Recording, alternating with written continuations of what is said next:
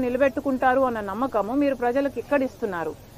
మీరు పోయిన మేనిఫెస్టో నిలబెట్టుకోకపోతే మీ క్రెడిబిలిటీ ఏమిటి? కొత్త మేనిఫెస్టోకి ఉన్న విలువ ఏమిటి? పోలవరం ప్రాజెక్టు ఏమైంది? పోలవరం ప్రాజెక్టు కోసం ఒక్క నిజమైన ఉద్యమం, ప్రత్యేక హోదా అయినా పోలవరం అయినా మీరు చేసింది లేదు.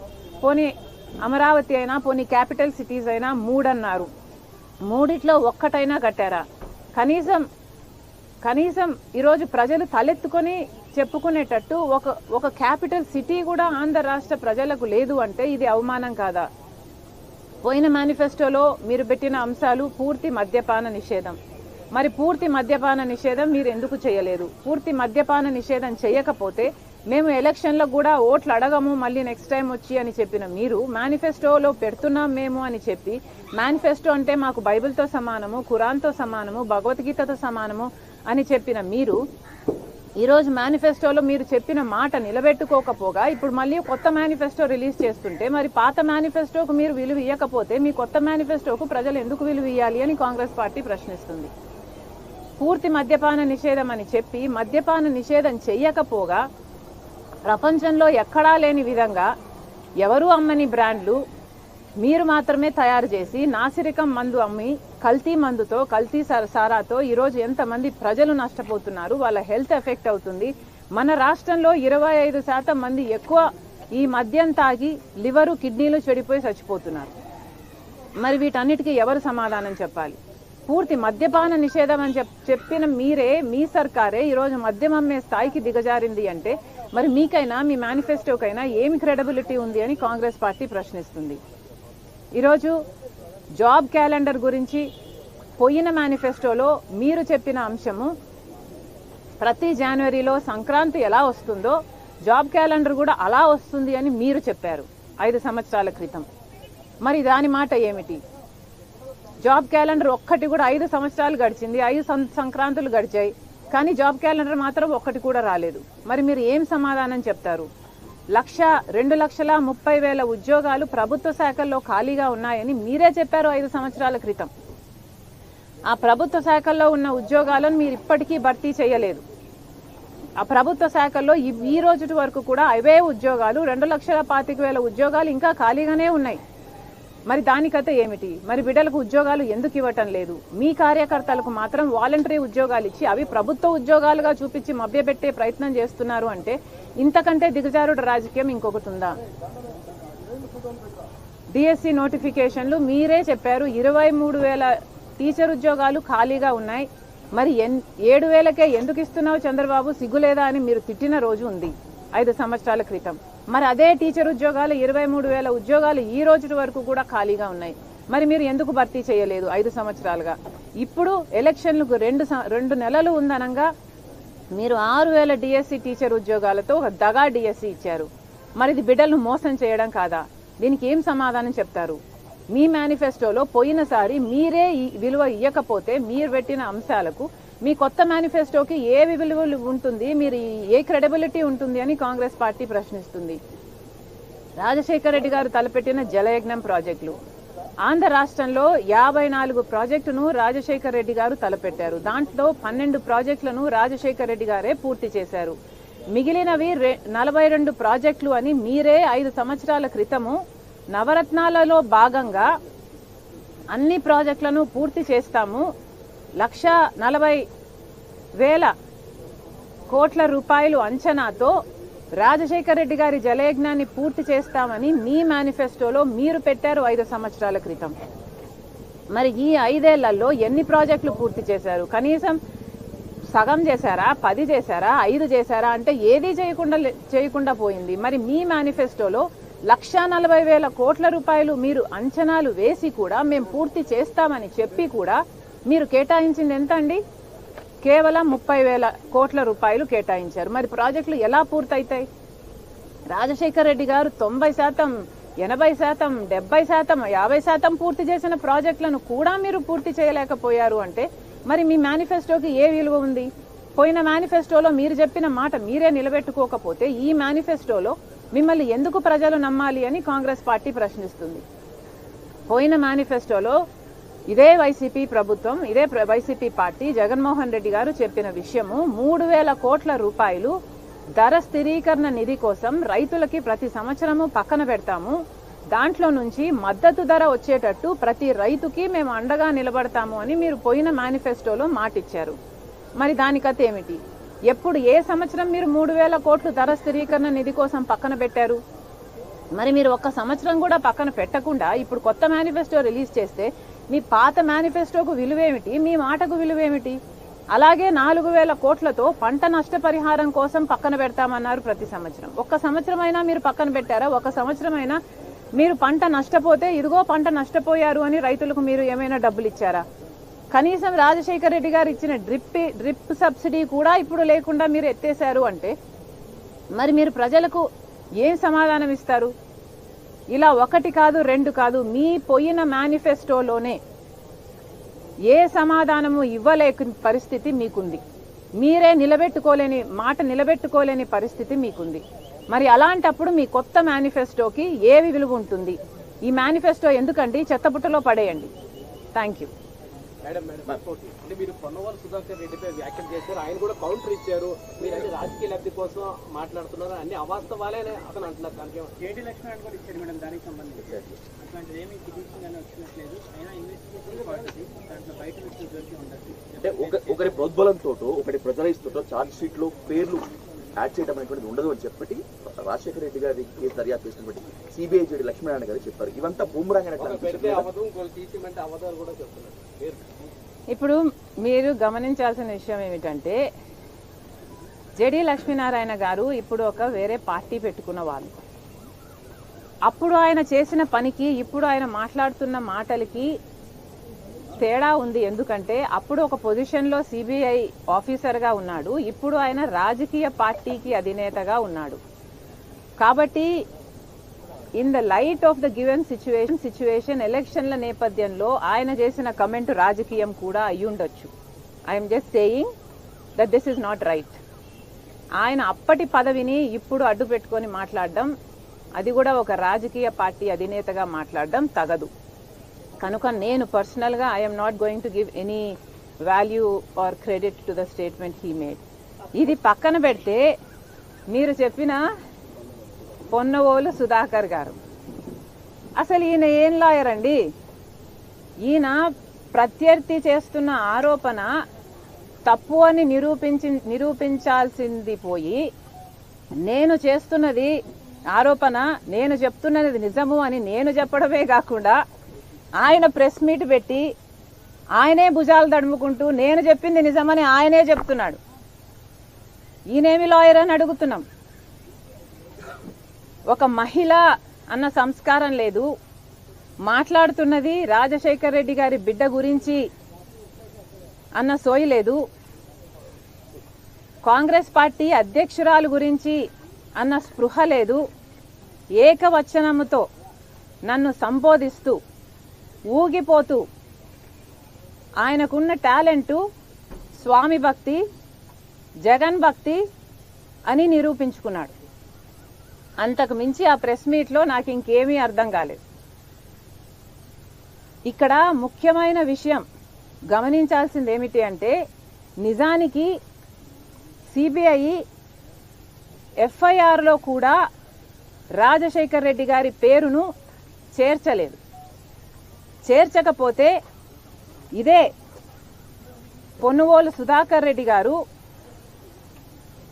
రాజశేఖర్ రెడ్డి గారి పేరు ఛార్జ్ షీట్లో లేకపోతే జగన్మోహన్ రెడ్డి గారు ఈ కేసులో నుంచి బయటపడడం అసాధ్యము అని రాజశేఖర్ రెడ్డి గారి పేరును సిబిఐ ఛార్జ్ షీట్లో చేర్చాలి అని సిబిఐ ట్రయల్ కోర్టుకు పోయాడు, హైకోర్టుకు పోయాడు, సుప్రీం కోర్టుకు కూడా పోయాడు. సిబిఐ కోర్టు కొట్టేసింది, హైకోర్టు కొట్టేసింది.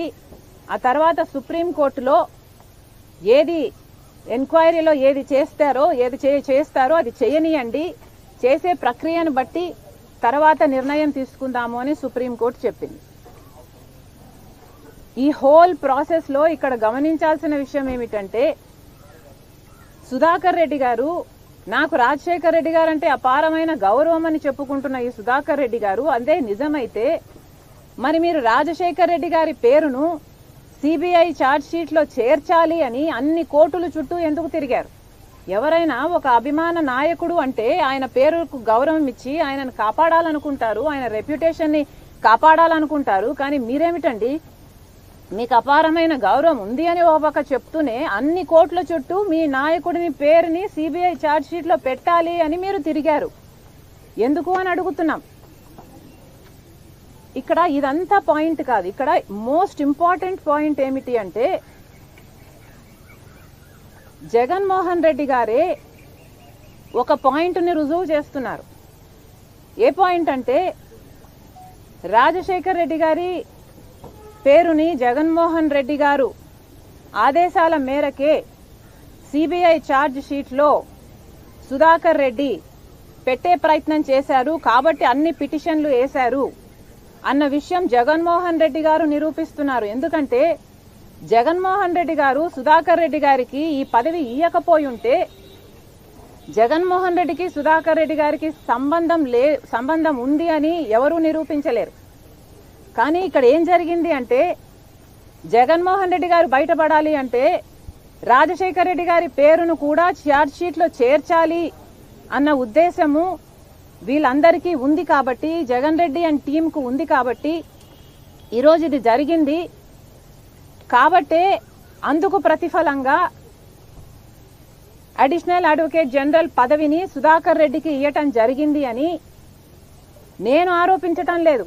ఇది స్వయానా జగన్మోహన్ రెడ్డి గారు నిరూపించుకున్నారు. వీళ్ళందరూ ఒక టీంగా పనిచేశారు అని. ఇక్కడ గమనించాల్సిన విషయం ఏమిటంటే, జగన్మోహన్ రెడ్డి గారు పదవీ స్వీకరణ చేసింది మే 30వ తేదీన 2019 మే 30వ తేదీన జగన్మోహన్ రెడ్డి గారు ముఖ్యమంత్రిగా పదవీ స్వీకరణ చేస్తే జూన్ 6వ తేదీన, అంటే ఎన్ని రోజులు, కేవలం 6-7 రోజుల్లోనే సుధాకర్ రెడ్డి గారికి అడిషనల్ అడ్వకేట్ జనరల్ పదవినిచ్చారు జగన్మోహన్ రెడ్డి గారు. మీ మధ్య ఏ సంబంధం లేకపోతే 6 రోజుల్లోనే ఎవడో తెలియని సుధాకర్ రెడ్డి, అంతవరకు ఈయన ఎవడో సమాజానికి తెలియదు, ఎవరో తెలియని సుధాకర్ రెడ్డిని తీసుకొచ్చి మీరు అడ్వకేట్ జనరల్ పదవిని ఎందుకు ఇచ్చారు, అడిషనల్ అడ్వకేట్ జనరల్ పదవిని ఎందుకు ఇచ్చారు, అది కూడా అంత హడావిడిగా, అంత ఉత్సాహంగా, అంత తొందరగా మీరు అంత మేలు ఒక మనిషికి చేశారు అంటే దానికి అర్థం ఏమిటి? మీకోసం సుధాకర్ రెడ్డి పిటిషన్లు వేసి మీకోసం అంతగా చేశాడు కాబట్టి దానికి ప్రతిఫలంగా మీరు ఆయనకు పదవినిచ్చారు. లేకపోతే ఎవడైనా కూడా తన తండ్రి పేరుని సిబిఐ ఛార్జ్ షీట్లో చేర్చిన వ్యక్తిని పిలిచి అడిషనల్ అడ్వకేట్ జనరల్ పదవి ఇస్తాడండి? నేనైతే ఇవ్వను. మీరు ఇస్తారా? మీ తండ్రి పేరుని ఎవడైనా ఛార్జ్ షీట్లో పెట్టాలి అని 3 కోట్లను తిరిగిన వాడికి ఎవడు ఇవ్వడు. ఇదంతా జగన్మోహన్ రెడ్డి గారి ఆదేశాల మేరకే జరిగింది. ఆయన ఇన్ని కోట్లు చుట్టి రాజశేఖర రెడ్డి గారి పేరును ఛార్జ్ షీట్లో చేర్చాలి అన్నది జగన్మోహన్ రెడ్డి గారి ఆదేశం మేరకే ఇది జరిగింది అని రుజువు చేసుకున్నది జగన్మోహన్ రెడ్డి గారే. ఎందుకంటే 6 రోజుల్లోనే ఈ పదవిని కట్టబెట్టాడు జగన్మోహన్ రెడ్డి గారు. ఇంతకు మించి ఇక ప్రజలకే వదిలేస్తున్నాను. I'm sure everybody has common sense. Common sense is common for a reason, because it's common.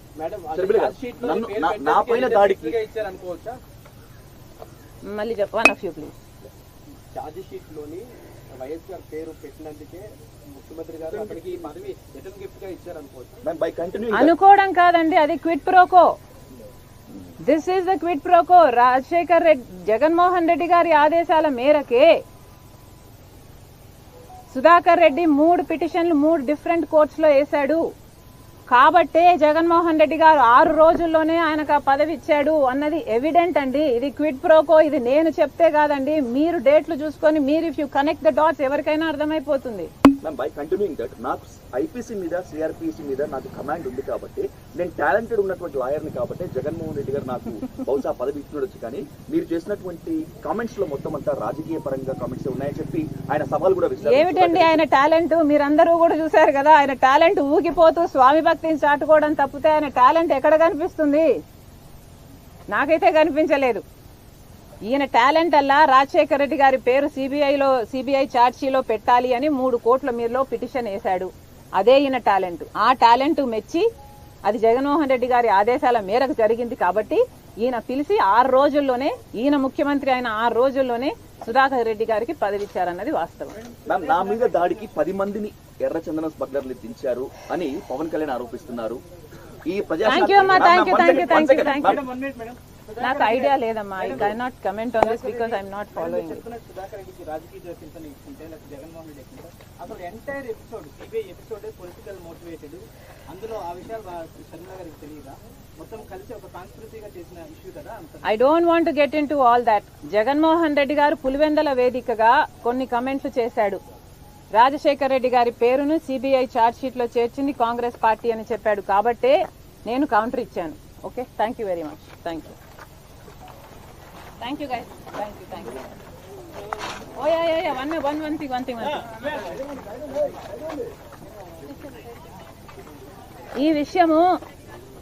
ఈ విషయము నాకు కూడా ఇంతకు ముందు తెలుసు.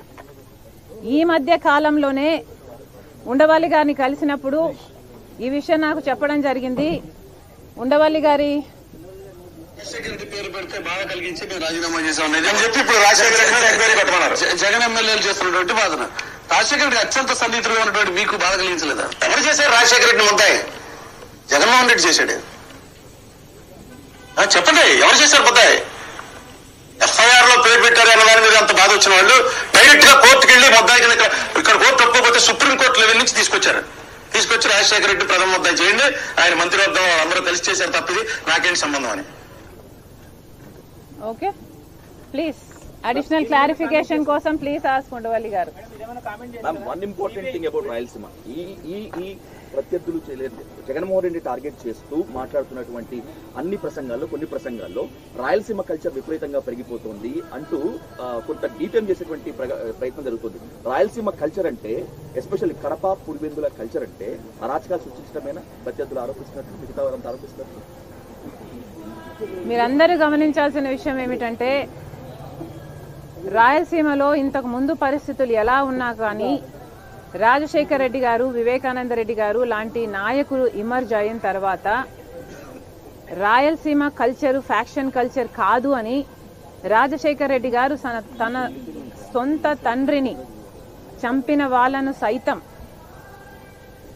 క్షమించారు అనుకోవాలో, లేకపోతే ఫ్యాక్షన్లోకి వెళ్ళకూడదు అని స్ట్రాంగ్గా అనుకోవాలో, whatever reasons, Rajasekhar Reddy గారు ఫ్యాక్షనిజాన్ని ఎంకరేజ్ చెయ్యలేదు అన్న మాట రాజశేఖర్ రెడ్డి గారి తండ్రి విషయంలోనే రుజువైంది. రాజశేఖర్ రెడ్డి గారు లాంటి నాయకులు కల్చర్ని మార్చే నాయకులు. ఇంతకు ముందు ఎలా ఉన్నా కూడా కల్చర్ని మార్చి అభివృద్ధి వైపు, మంచితనం వైపు సమాజాన్ని తీసుకువెళ్ళాలి అని ప్రత్యేకంగా కృషి చేసి ఆ దిశగా పయనించిన నాయకులు. వివేకానంద రెడ్డి గారు ఇలాంటివి ఫ్యాక్షన్ నిర్మూలన కోసం పంచాయతీలు చేసిన ఘటనలు నేనే నా చిన్నప్పుడు మా ఇంట్లోనే గంటలు కొద్దీ ఇలాంటి పంచాయతీలు నడిచేవి. ఎంత ఓపిక చేసుకొని ఈ నాయకులు డిఫరెంట్ పీపుల్ని కూర్చోపెట్టి, గ్రూప్స్ని కూర్చోపెట్టి వాళ్ళ మధ్య సామరస్యాన్ని పెంపొందించడానికి, కాంప్రమైజులు చేపించడానికి ఎంత ప్రయత్నం చేశారు అన్నది పులివెందల్లో మా ఇల్లే ఒక సాక్ష్యం. ఇది నాకే కాదు, పులివెందల్లో ప్రజలందరికీ తెలుసు, కడప జిల్లా ప్రజలందరికీ తెలుసు ఈ నాయకులు ఎంతగా కష్టపడి రాయలసీమ ఫ్యాక్షన్ కాదు, ఫ్యాక్షన్కి మారు పేరు కాదు అని రుజువు చేయడానికి ఎంత కష్టపడ్డారో నేనే సాక్షిని. అలాంటిది ఈరోజు జగన్మోహన్ రెడ్డి గారు మళ్ళీ హత్యా రాజకీయాలను ప్రోత్సహిస్తూ, హత్యలు చేయడం పర్వాలేదన్నట్టు మళ్ళీ హత్యలు చేసిన వాళ్ళనే కాపాడుకుంటూ, మళ్ళీ వాళ్ళకే టికెట్ ఇస్తూ, మళ్ళీ వాళ్ళే అధికారంలోకి రావాలి, అధికారాన్ని వాళ్లకు వాళ్ళు కాపాడుకోవడం కోసం వాడుకోవాలి, మళ్ళీ వాళ్ళే చట్టసభలకు వెళ్ళాలి అన్నట్టుగా ఈరోజు హత్యా రాజకీయాలను ప్రోత్సహిస్తూ కల్చర్ని మార్చే ప్రయత్నం చేస్తున్నారు. రాజారెడ్డి గారిని హత్య చేసిన వాళ్ళల్లో సతీష్ రెడ్డి అనేవాడు ఈరోజు వైసీపీ పార్టీలో ఉన్నారు. మరి మీరు ప్రజలకు ఏమి సందేశం ఇవ్వాలనుకుంటున్నారో, జగన్మోహన్ రెడ్డి గారు ఏ కల్చర్ గురించి మాట్లాడుతున్నారో, రాజశేఖర్ రెడ్డి గారి మార్క్ రాజకీయం గురించో లేకపోతే ఇది జగన్మోహన్ రెడ్డి గారి మార్క్ రాజకీయం గురించో ప్రజలకు క్లారిటీ ఇవ్వాల్సిన అవసరం ఉంది. మేడం అంటే అవినాష్ రెడ్డి గారు చాలా చిన్న పిల్లడు అతని మీద నేను కొన్ని కుట్రలు చేస్తారు. చెప్పాను కదమ్మా, I answered this already. Avinash Reddy గారి మీద లేనిపోని ఆరోపణలు మోపడం మా ఉద్దేశం కాదు. అవినాష్ రెడ్డి చిన్నోడు కాదు. Avinash Reddy is an adult. అయినా కూడా సాక్ష్యాలు తుడిపేస్తుంటే అమాయకంగా నిల్చున్నాడు పక్కన అని వాళ్లే చెప్తున్నారు. మరి అలాంటి వాళ్లకు వీళ్ళు ఎంపీ టికెట్ ఇవ్వడం ఏమిటో, మరి అలాంటి వాళ్ళని వీళ్ళు ప్రోత్సహించడం ఏమిటో, అసలు అవినాష్ చేశాడు అన్న విషయం మాకు ముందే తెలుసుంటే, ఆయన జీవితాన్ని నాశనం చేయాలన్న ఉద్దేశం మాకు ముందు నుంచి ఉండుంటే, మరి డే 1 నుంచి నేను ఎస్పెషలీ నేను, ఎందుకంటే ఎంపీ టికెట్ నాకు ఇవ్వాలని వివేకానంద రెడ్డి గారు అంత తాపత్రపడ్డాడు కాబట్టి ఎస్పెషలీ నేను మొదటి రోజే చెప్పుండాలి చేయించింది అవినాష్ రెడ్డి అని. కానీ మేము ఆ మాటలు మాట్లాడలేదు కదా, ఎందుకంటే మాకు తెలియని విషయాలు ఇవన్నీ సిబిఐ బయట పెట్టింది కాబట్టి, సాక్ష్యాధారాలు ఉన్నాయి కాబట్టి ఈరోజు మాట్లాడుతున్నాం తప్పితే మాకు ఏ దురుద్దేశం లేదు. మాకు న్యాయం జరగాలి. Vivekananda Reddy's blood is still crying out for justice.